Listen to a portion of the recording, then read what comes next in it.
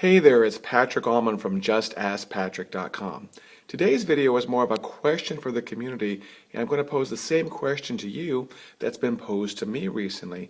And that is, when you see the number of followers that somebody has on Facebook, or the number of followers that somebody has on Twitter, or the number of RSS readers, or the number of newsletter subscribers on someone's website, does that make a difference, or does that affect your decision as to whether or not to do business with that person, or to also follow that person's Facebook page, or like that person's Facebook page, or follow that person on Twitter? That's a question that's been asked for me a couple of times, and now I'm starting to wonder myself. That number, or those numbers up there showing a company's validation or an individual's validation, is called social proof. And there's some debate as to whether or not you should be putting social proof numbers on your website or not. For example, if you see that somebody has thousands and thousands of followers on Twitter, would that make you more likely to follow that person on Twitter?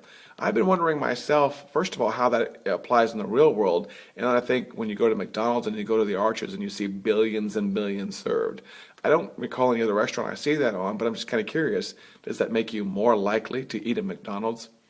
Anyways, now that people have been asking me this question, I've been wondering that for myself.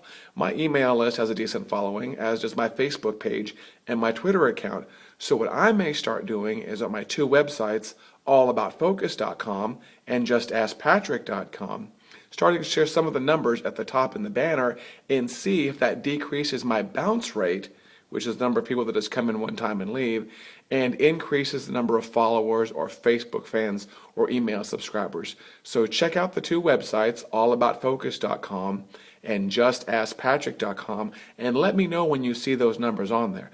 By the way, while you're there yourself, I'm going to go ahead and make a blatant plug. Make sure you get on our email list by going to the Patrick Recommends page, and one of the first links on there is to get our free ebook, and that'll also get you on our email list.